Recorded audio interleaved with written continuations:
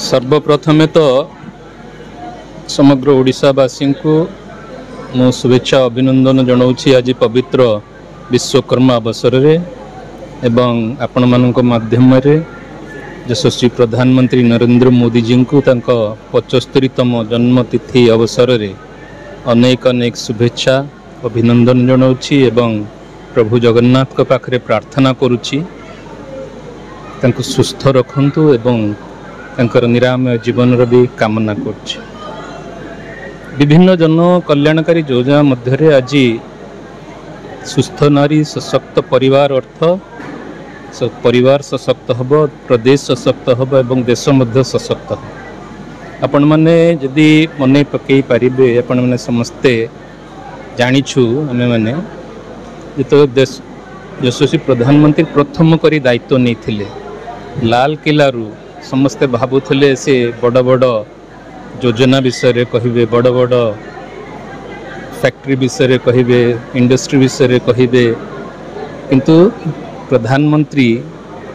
प्रथम थर कर लाल किलारू भाषण देते से स्वच्छ भारत कथा कही एवं स्वच्छ भारत प्रत्येक परिवार को गोटे गोटे पायखाना देकी किंबा टॉयलेट देकी माँ मानकर जो सम्मान थिला ताको रक्षा करने कथा कही आ से स्वच्छ भारत योजना आजिका दिन में सबुठारु बड़ योजना सारा विश्व रे एवं सफल योजना। तेणु यशस्वी प्रधानमंत्री सर्वप्रथम प्रायोरिटी रही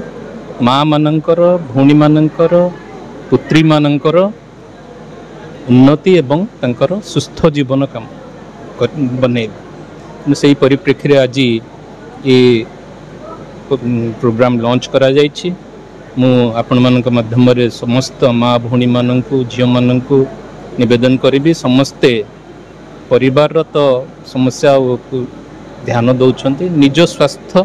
को भी टिके ध्यान देवे। ये जो सेवा सप्ताह आरंभ होती सेवा पक्ष आरंभ होती सेप्टेम्बर 17 रु गांधी जयंती शास्त्री जयंती पर्यंत या भितर जेतिक हेल्थ कैंप लगिबो हेल्थ शिविर लगिबो सबुठी जाइकी निजर परीक्षा करांतु एवं सबु चिकित्सा परीक्षा मेडिसिन सब मागणार मिली। ये भारत सरकार योजना मु भावुची योजना निश्चित भाव में सफल हम। माँ मैंने भौणी मैंने झील मैंने समस्ते योजनार उपकृत नेबे एवं निजे नवा सहित निजर सांग साथी परिवार बंधुवर्ग समस्त को ए विषय में अवगत करेबे।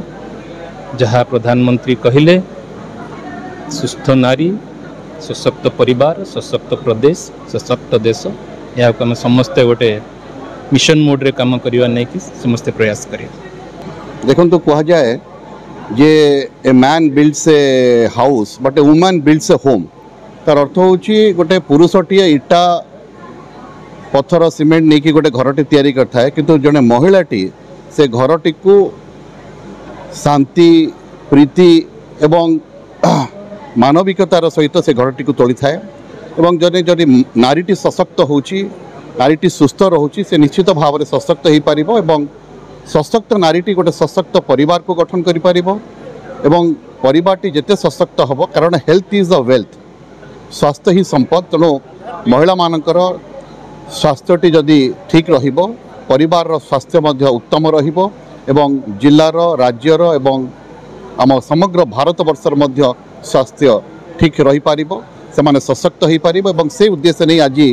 समग्र भारत वर्ष रे स्वस्थ नारी सशक्त परिवार कार्यक्रम आयोजन होती जिला प्रशासन तरफ आमर ये डिस्ट्रिक्ट हेडक्वार्टर हॉस्पिटल रे एवं आज समग्र जो आज हेल्थ इंस्टीट्यूशंस अच्छी डिस्ट्रिक्ट हेडक्वार्टर हॉस्पिटल आमर community health centres primary health centres सब सेंटर्स गुड़िक जो अच्छी समस्त जगार आज